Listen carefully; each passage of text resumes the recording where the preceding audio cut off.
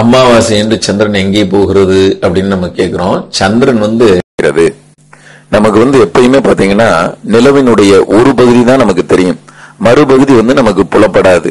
நம்ம நிலவினுடைய மறுபகுதியும் செயற்கைக்கோள் வாயிலாக நம்ம புகைப்படம் எடுத்து தான் காட்டிட்டு இருக்கோமே ஒழிய சந்திரனுடைய மறுபகுதி என்றைக்குமே நமக்கு புலப்படுவதே கிடையாது. ஒரு பகுதி மட்டும்தான் 3D எஃபெக்ட்ல தெரியாதுப்பா சந்திரன். சிங்கிள் டி எஃபெக்ட் சொல்ற மாதிரி ஒரு பகுதி மட்டும்தான் தெரியும், சந்திரனுடைய ஒரு பகுதி மட்டும்தான் தெரியும், மறுபகுதி தெரியவே தெரியாது. ஏன் மறுபகுதி தெரியாது அப்படின்னு சொன்னோம்னா, சந்திரன் எப்படி ஒரு கோளானது, பூமிங்கிறது ஒரு கோளானது எப்படி தன்னைத்தானே சுற்றி கொண்டு அதே நேரத்தில் சூரியனையும் நீள்வட்ட பாதையில் சுற்றி வருகிறதோ அதே மாதிரி சந்திரனும் ஒரு துணைக்கோள். அப்ப இந்த துணைக்கோள் என்ன செய்யுது அப்படின்னு சொன்னா, நிலவு என்கின்ற இந்த துணைக்கோள் சூரியனை சுற்றி வருவது கிடையாது, பூமியை சுற்றி வருகிறது.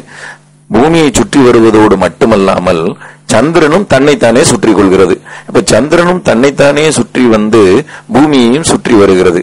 இப்ப இதுல ஒண்ணு நம்ம என்ன நல்லா பார்க்கணும்னா, கவனமா பார்க்கணும்னா, சந்திரன் தன்னைத்தானே சுற்றி வரக்கூடிய அந்த கால அளவும் சந்திரன் பூமியை சுற்றி வரக்கூடிய கால அளவும் ஒரே மாதிரி இருக்கு. ஒரே அளவாக இருக்கக்கூடிய காரணத்தினால எப்பயுமே நமக்கு சந்திரனுடைய ஒரு பகுதி தான் தெரியுது. இப்ப ரெண்டுக்கும் வேறுபாடு இருந்துச்சுன்னு சொன்னா சில நேரங்களில் வேறுபகுதி தெரியறதுக்கு வாய்ப்பு இருக்கு. சந்திரன் தன்னைத்தானே சுழன்று வரக்கூடிய கால நேரமும் சந்திரன் பூமியை சுற்றி வரக்கூடிய கால நேரமும் ஒரே அளவில் இருப்பதால் எல்லா காலகட்டத்திலுமே நமக்கு சந்திரன் ஒரு பகுதி தான் புலப்படுகிறதே ஒழிய மறுபகுதி புலப்படுவதில்லை. இதை ஒரு எடுத்துக்காட்டின் மூலம் இப்ப தெளிவாக மாணவர்கள் புரிந்து கொள்ளலாம். ஒரு மாணவன் அல்லது மாணவியை ஒரு இடத்தில் நிறுத்திக் கொள்ள வேண்டும்.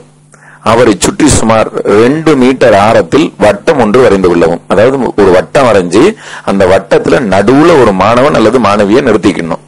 இந்த வட்டத்தின் மீது வேறொரு மாணவர் அல்லது மாணவியை நிறுத்தணும். இப்ப என்ன வேணும், ரெண்டு மாணவர்கள் வேணும்.